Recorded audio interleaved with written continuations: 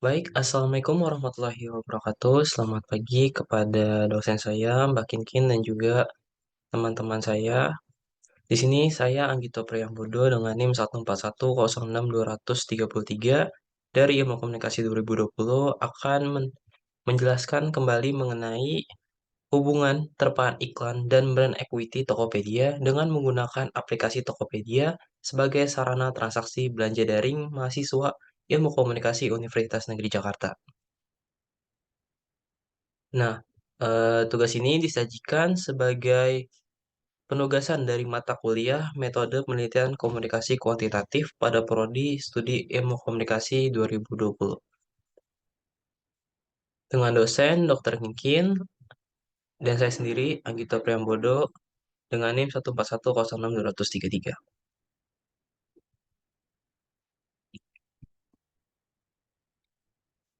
Baik, untuk mini skripsi pada kali ini terdapat tiga bagian ya. Ini yang pertama ada bab satu, terdiri atas latar belakang, perumusan masalah, tujuan penelitian, dan manfaat penelitian. Nah, untuk bab 2 terdapat 8 bagian, diantaranya ada konsep, review literatur, ada teori efek media massa, ada source attractiveness theory, ada brand equity, ada behavioral intention atau minat berperilaku, ada model penelitian, dan hipotesis teori. Nah, untuk bab 3 tersendiri terdapat 13 bagian, diantaranya ada paradigma penelitian, pendekatan penelitian, metode penelitian, populasi, sampel, dan teknik penarikan sampel, ada ukuran sampel, hipotesis riset, hipotesis statistik, metode pengumpulan data, metode pengukuran data, metode analisis data, keterbatasan dan kelemahan penelitian, ada definisi operasional dan operasional konsep, dan juga yang terakhir ada daftar pustaka. Baik, kita lanjut ke bagian pertama, yaitu mengenai pendahuluan. Kita mulai dari latar belakang. Nah, latar belakang di sini saya mengambil data dari BPS dan juga kata data serta sumber data lainnya. Nah, di sini saya memulai dengan meningkatnya penggunaan internet di Indonesia diiringi dengan berbagai kemudahan yang ditawarkan ketika mengakses internet, mengubah perilaku masyarakat terutama dalam sektor bisnis dari offline menjadi online. Nah, perubahan perilaku masyarakat ini disebabkan oleh tingginya mobilitas dan menjalankan kegiatan mereka setiap harinya, sehingga masyarakat membutuhkan sesuatu yang instan dan memenuhi setiap kebutuhannya. Nah, merujuk pada laporan terbaru dari Meltwater dan juga We Are Social melalui kompas.com dengan tema Digital 2023 menunjukkan data penggunaan internet di Indonesia per Januari 2023 terhitung mencapai 212,9 juta, di mana pada 2022 terdapat jumlah pengguna internet di Indonesia berkisar 222 juta. Ya, ini ada kenaikan sekitar 10 juta. Badan Pusat Statistik atau BPS merilis publikasi tahunan bertajuk Statistik E-commerce 2022. Nah, berdasarkan laporan tersebut diketahui terdapat 2.868.178 pelaku usaha yang berjualan di e-commerce. Nah, di mana jumlah tersebut meningkat sebanyak 21,46% pada tahun sebelumnya, yaitu hanya berkisar 2.361.423 pelaku usaha berdasarkan Badan Pusat Statistik. Nah, dengan demikian dapat diketahui berdasarkan kedua laporan di atas, masyarakat Indonesia semakin masif menggunakan internet dan e-commerce sebagai bentuk bidang usaha yang menjanjikan. Nah, e-commerce sendiri merupakan bentuk transaksi yang berhubungan dengan kegiatan komersial, di mana aktivitas komersial seperti transmisi dan pengolahan data dilakukan secara digital, termasuk visual, gambar, teks, dan juga suara, baik oleh individu maupun organisasi. Nah, e-commerce sendiri adalah proses bisnis yang memanfaatkan pengguna internet serta web sebagai penunjang aktivitas pembelian dan penjualan barang atau jasa.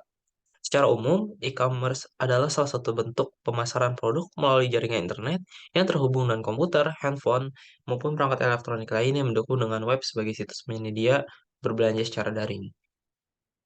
Nah, berdasarkan data SimilarWeb melalui kata.co.id, katadata.co.id, terdapat 5 e-commerce di Indonesia dan pengunjung situs terbanyak, yaitu ada Shopee, ada Tokopedia, ada Lazada, ada Blibli, dan Bukalapak. Mereka adalah the Big Five e-commerce dengan Shopee sebagai juaranya, yang ini memiliki 191.600.000 pengunjung pada kuartal 4 tahun 2022. Dengan melihat data tersebut, Indonesia merupakan negara yang menjanjikan bagi bidang usaha e-commerce sehingga persaingan untuk memperebutkan pangsa pasar di Indonesia semakin ketat. Nah, e-commerce yang memiliki jenis transaksi customer to customer atau biasa disebut C2C. Dalam hal ini, e-commerce hanya menyediakan wadah sebagai marketplace, yaitu segala jenis transaksi yang dilakukan hanya melibatkan pihak customer atau e-commerce itu sendiri. Nah, kalau customer memiliki peran sebagai pembeli maupun menjadi penjual di saat yang bersamaan.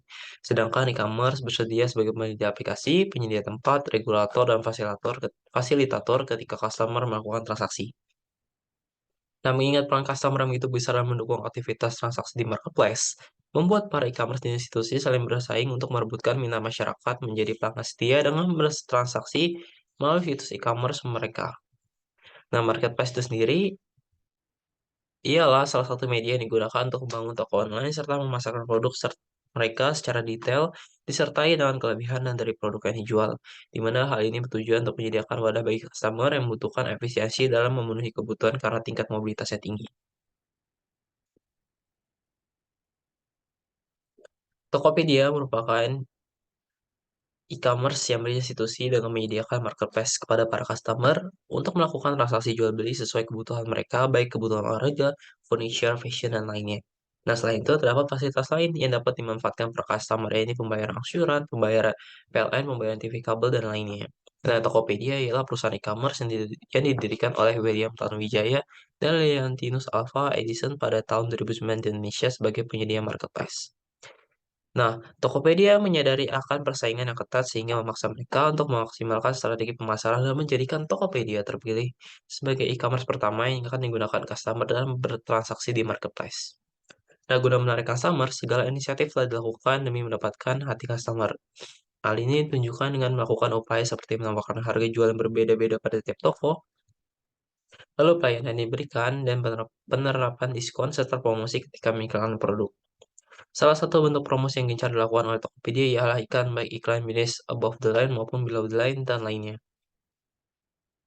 Nah, menurut Morrison dalam memasarkan produk iklan merupakan komponen yang sangat signifikan ketika menggunakan iklan sebagai bentuk promosi, maka masyarakat akan lebih mudah mengenal produk dan akan selalu dibicarakan oleh orang-orang. Nah, berdasarkan riset monitoring iklan melalui televisi Ad Society, diketahui pada tahun 2019 Tokopedia mengeluarkan dana sekitar 336,08 miliar untuk anggaran belanja iklan di televisi. Nah, Tokopedia telah berupaya semaksimal mungkin untuk membangun serta memperkuat hubungan mereka dengan customer mulai strategi promosi yang diberikan di setiap waktu dengan memperkenalkan Tokopedia sebagai e-commerce buatan anak bangsa dan mendukung UMKM serta tampil terkini menyesuaikan tren masyarakat global maupun lokal. Seperti yang terlihat pada beberapa kampanye yang telah dilakukan Tokopedia sepanjang waktu, di antaranya adalah ciptakan peluang pada tahun 2015, semua dimulai dari Tokopedia pada tahun 2017, ada mulai aja dulu pada tahun 2018, lalu ada BTS, belanja, Tokopedia saja pada tahun 2019, selalu ada selalu bisa pada tahun 2022, WIB Waktu Indonesia Belanja pada tahun 2020, lalu ada Kebut, ini kegiatan belanja untung pada tahun 2022. Nah, berikut adalah salah satu dokumentasi mengenai kampanye belanja Tokopedia yang telah dilakukan. Ya, ini salah satunya adalah BTS belanja Tokopedia saja.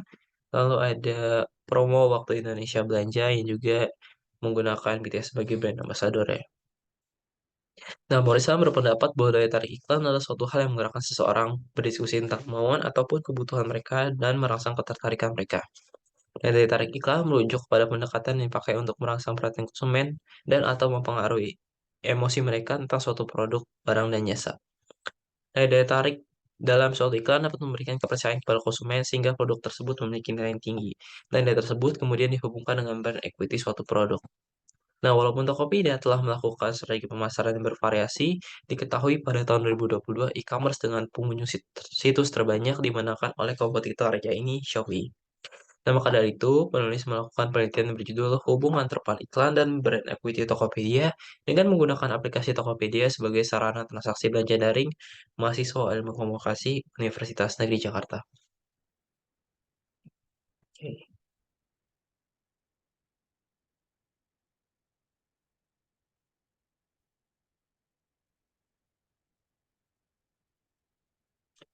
Dan kita masuk ke bagian perumusan masalah, di mana terdapat dua rumusan masalah, yaitu apakah terdapat hubungan antara iklan Tokopedia dengan menggunakan aplikasi Tokopedia sebagai sarana transaksi belanja daring mahasiswa ilmu komunikasi UNJ. Lalu, apakah terdapat hubungan antara brand equity Tokopedia dengan menggunakan aplikasi Tokopedia sebagai sarana transaksi belanja daring mahasiswa ilmu komunikasi UNJ? Kita lanjut ke bagian selanjutnya, yaitu ada tujuan penelitian, yang ini untuk mengetahui hubungan terpan iklan Tokopedia dengan menggunakan aplikasi Tokopedia sebagai sarana transaksi belanja daring mahasiswa ilmu komunikasi UNJ. Lalu untuk mengetahui hubungan brand equity Tokopedia dengan menggunakan aplikasi Tokopedia sebagai sarana transaksi belanja daring mahasiswa ilmu komunikasi UNJ. Dan manfaat penelitian sendiri, yaitu manfaat penelitian untuk akademis. Hasil penelitian ini diharapkan dapat bermanfaat bagi sivitas akademik, program studi ilmu komunikasi yang berkaitan dengan advertising dan brand strategi. Lalu untuk manfaat penelitian praktis, yaitu hasil penelitian ini diharapkan dapat bermanfaat bagi para praktisi ilmu komunikasi, khususnya kreatif strategis dalam industri periklanan.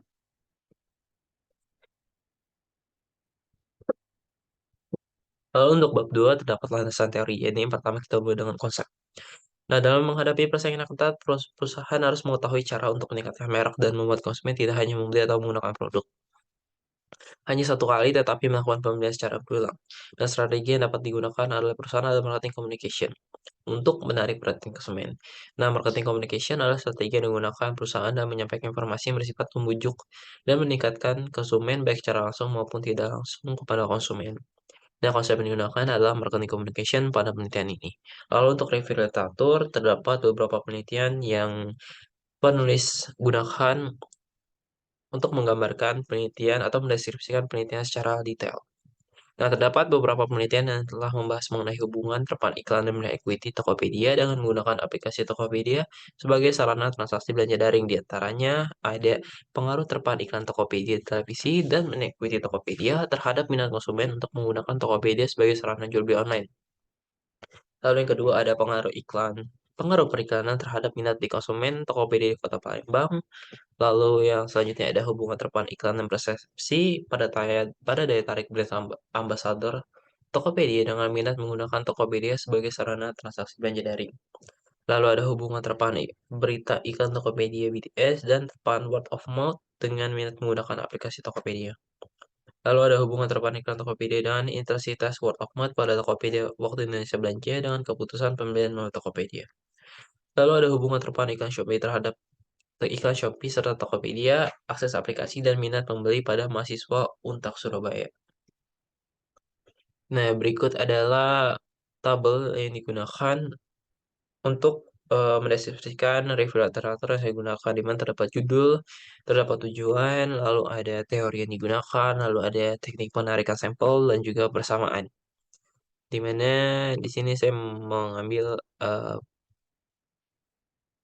beberapa isi dari penelitian atau review literatur yang digunakan, di antaranya ada teori salah satunya itu ada elaboration cycle theory, ada teori efek media massa, brand equity, dan behavioral intention.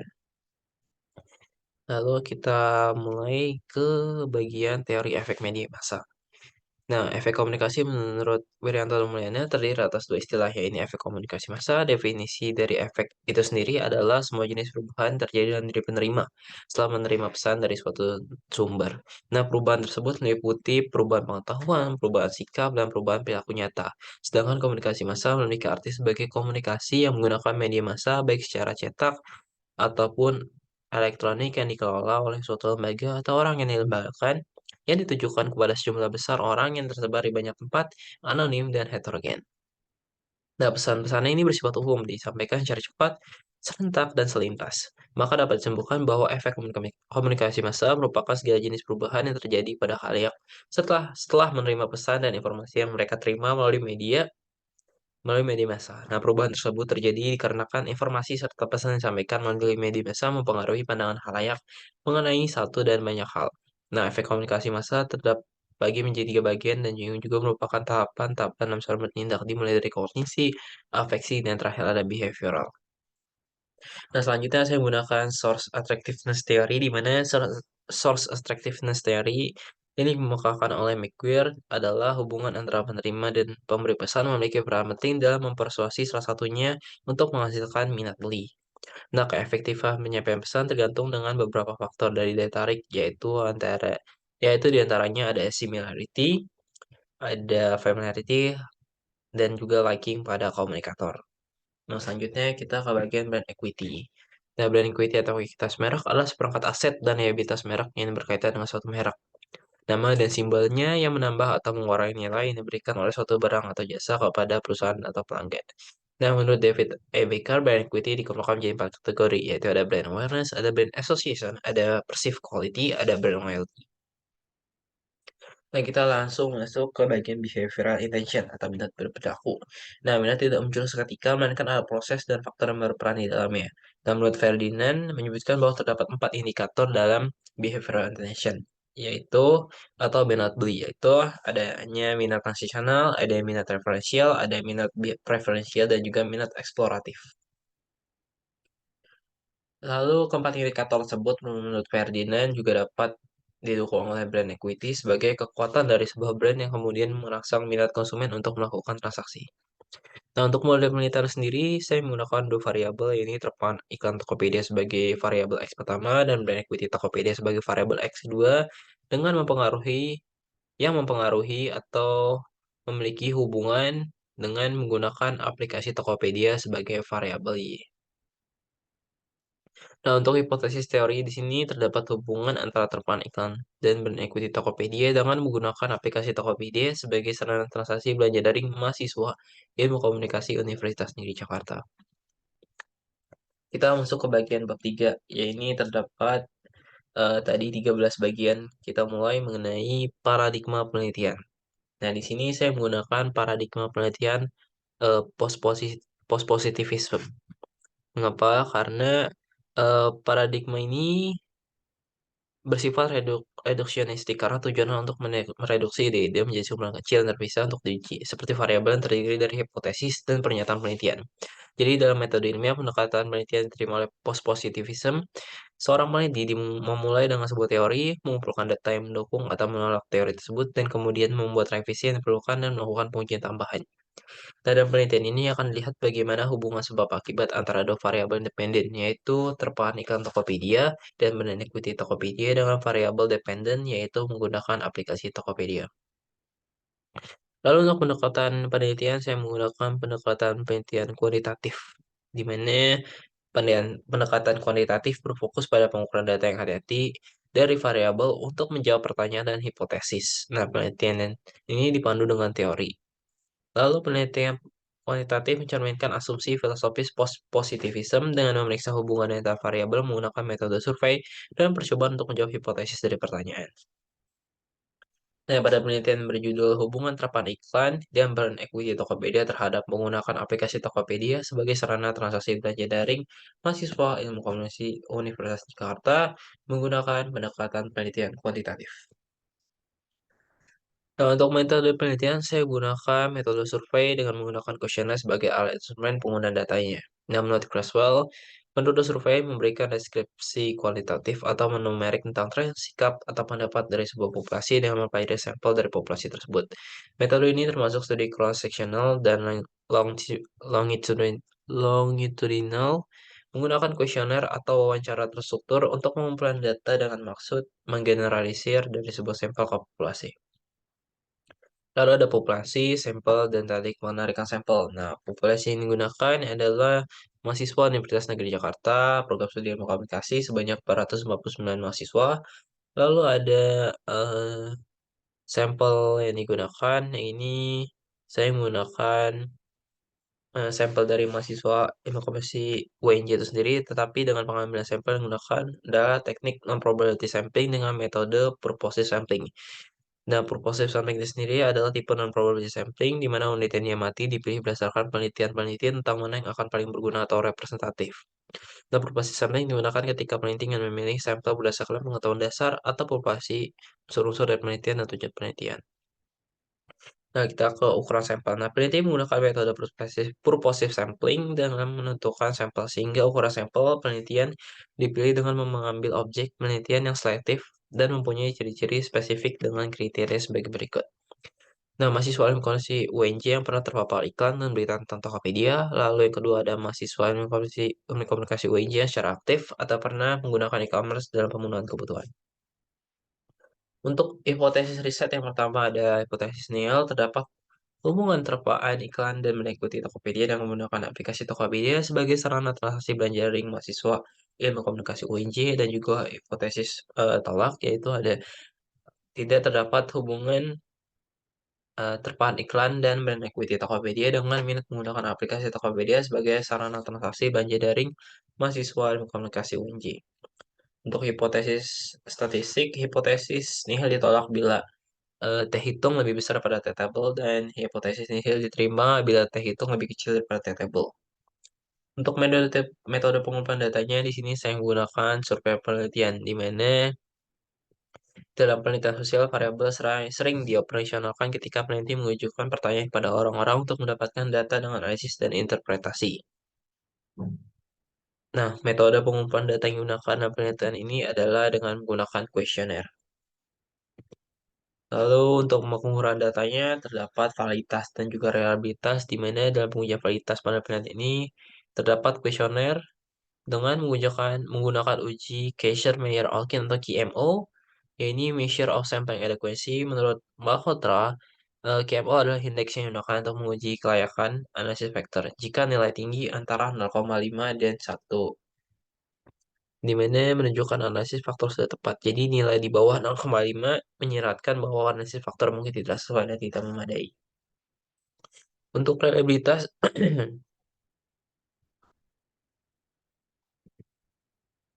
saya menggunakan pendekatan eh, yang sama untuk reliabilitas, di mana pendekatan yang digunakan untuk mengukur reliabilitas ini ialah rumus alfa ya ini data uji statistik KMO akan reliable jika suatu instrumen uji reliable apabila nilai Chrome base alfanya lebih besar dari 0,6 atau lebih dari 0,6 menurut Malhotra. Nah, metode analisis data. Metode analisis data yang digunakan dalam penelitian ini ialah metode analisis multivariat. Ini pengujian data yang digunakan ialah regression factor analysis di tes ANOVA dan juga product moment correlation untuk mengetahui apakah terdapat hubungan antara variabel independen terhadap variabel dependen. Untuk keterbatasan kelemahan penelitian, ya ini keterbatasan penelitian ini terdapat dalam segi populasi dan juga sampel yang digunakan, di mana data populasi dan sampel terbatas pada mahasiswa ilmu komunikasi UNJ, sehingga penelitian ini tidak bisa menjelaskan secara akurat mengenai hubungan antara variabel pada skala yang lebih luas. Lalu kelemahan dalam penelitian ini terdapat dalam teori yang digunakan, ini teori penelitian ini tidak mencakup keseluruhan teori marketing communication dan juga pada variabel iklan serta brand equity tidak dapat menggambarkan secara lengkap mengenai komunikasi massa. Kita lanjut ke bagian definisi operasional, di mana penelitian ini yang berjudul hubungan terapkan iklan dan meliputi Tokopedia dengan menggunakan aplikasi Tokopedia sebagai sarana transaksi belanja daring. Mahasiswa ilmu komunikasi Universitas Negeri Jakarta memiliki dua variabel independen dan juga satu variabel dependen, di mana masing-masing variabel memiliki dimensinya tersendiri. Mungkin kita bisa lihat secara gambar untuk mendeskripsikan secara detail tentang dimensi apa saja sih yang digunakan pada setiap variabel. Nah, di sini kita bisa lihat OK yang digunakan, di mana untuk konsep yang digunakan menggunakan marketing communication dan juga variabel independen pertama ini terpanik ke Tokopedia terdapat 4 dimensi, yaitu ada efek kognisi, ada efek afeksi, efek behavioral, dan daya tarik, di mana setiap dimensi memiliki indikator tersendiri. Dan juga skala yang digunakan adalah interval. Lalu kita lanjut ke bagian variabel independen kedua, ini mengenai brand equity. Tokopedia di mana memiliki 4 dimensi, diantaranya ada brand awareness, ada brand association, ada perceived quality, ada brand loyalty, di mana dimensi-dimensi tersebut memiliki indikatornya masing-masing. Lalu kita lanjut ke bagian variabel dependen, yaitu mengenai behavioral intention atau minat berperilaku. Terdapat 4 dimensi, diantaranya ada minat transitional, ada minat referensial, ada minat preferensial, dan juga minat eksploratif. Di mana skala yang digunakan oleh setiap variabel ini adalah menggunakan skala interval. Ya, baik. eh, Segitu saja mengenai presentasi atau penjelasan kali ini mengenai mini skripsi saya yang berjudul hubungan terapaan iklan dan berikuti Tokopedia dengan menggunakan aplikasi Tokopedia sebagai sarana transaksi belanja daring mahasiswa ilmu komunikasi Universitas Negeri Jakarta. Apabila ada kesalahan dan kekurangan, mohon dimaafkan. Terima kasih kepada dosen saya, Mbak Kinkin, dan teman-teman yang sudah memperhatikan secara detail sampai akhir. Wabillahi taufiq hidayah. Wassalamualaikum warahmatullahi wabarakatuh. Selamat pagi semuanya. Terima kasih.